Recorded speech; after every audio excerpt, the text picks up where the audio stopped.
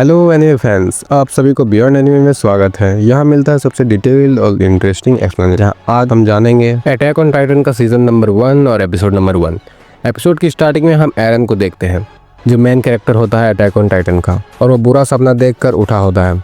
तभी उसके सामने मिकासा होती है, जो उसे देख रही होती है। फिर मिकासा कहती है कि एरन, क्या तुम रो रहे थे? पर एरन सपने में कुछ देखा होता है जिससे वो रो पड़ता है। वो कहता है कि किसी को नहीं बताना कि मैं रो रहा था। फिर हम बड़े बड़े दीवार देखते हैं जहाँ इंसानियत रह रही होती है, और उस दीवार के बाहर बहुत बड़ी दुनिया थी और वहाँ टाइटन का राज चलता था। अब वो इंसानों को बड़े चाव से खाते थे, इसलिए कोई बाहर नहीं जाता था। फिर एक बूढ़ा पादरी को देखते हैं जो सभी लोगों को कह रहा होता है कि ये दीवार भगवान का दिया गया तोहफा है, इसलिए भगवान का पूजा करो। फिर हम एरन और मिकासा को देखते हैं जो घर जा रहे होते हैं। तभी उन्हें मिस्टर हान से मुलाकात हो जाती है, जो अपने ड्यूटी के समय कुछ लोगों के साथ पार्टी कर रहे होते हैं, जिसे देखकर एरन ने कहता है कि आप लोगों का काम है निगरानी करना, ना कि पार्टी करना। अगर कोई कभी भी टाइटन हमला कर दे तो क्या होगा? फिर वहाँ एक और पुलिस आ जाता है और वो कहता है कि ये लड़का बहुत बोल रहा है। फिर एरन और मिकासा वहाँ से निकल जाते हैं। फिर वो रास्ते में स्कॉट को देखते हैं जो दीवार के बाहर से आए होते हैं, पर उनका बहुत हालत खराब था।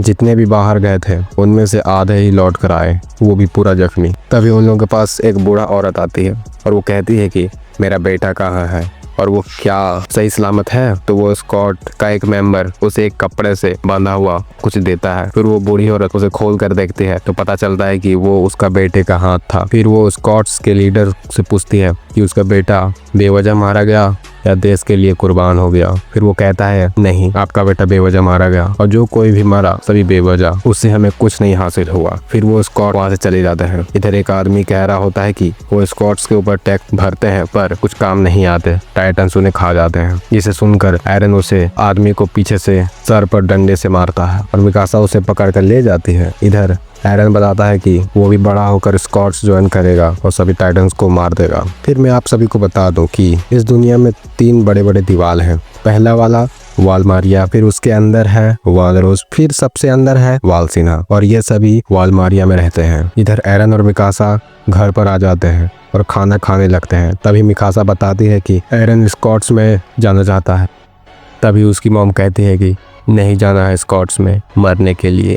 फिर एरन कहता है कि इस दीवार के अंदर जानवरों की तरह कैद रहने से अच्छा मर जाना चाहिए, और वो आज़ाद होना चाहता है, दुनिया देखना चाहता है। फिर उसके डैड कहते हैं कि वो किसी का इलाज करने के लिए 3 से 4 दिन तक बाहर रहेंगे, और जो भी कोई जानकारी पाना चाहता है तो हम उसे नहीं रोक सकते, इसलिए वो एरन को नहीं रोक पाएंगे। फिर वो जाते समय एरन से कहते हैं कि जब वो काम से आएंगे तब उसे अपने बेसमेंट की चाबी देंगे, पर उसकी मॉम नहीं मानती और कहती है कि वो एरन को नहीं जाने देगी स्कॉट्स में। फिर वो वहाँ से एरन भाग जाता है और वो मिकासा से कहती है कि हमेशा एरन के साथ रहना और उसका ध्यान रखना। फिर सीन शिफ्ट होता है और एक लड़के को देखते हैं जिसे कुछ लोग बुली कर रहे होते हैं। तभी वहाँ एरन आ जाता है अपना दोस्त को बचाने, और उसका नाम था आर्मिन, जो पिटा रहा था। फिर वो लड़के एरन से लड़ने के लिए तैयार हो जाते हैं, पर उसके पीछे मिकासा को देखकर सभी भाग जाते हैं। फिर आर्मिन को उठाने के लिए एरन उसे अपना हाथ देता है, पर आर्मिन खुद खड़ा हो जाता है क्योंकि वो किसी का मदद लेना पसंद नहीं करता,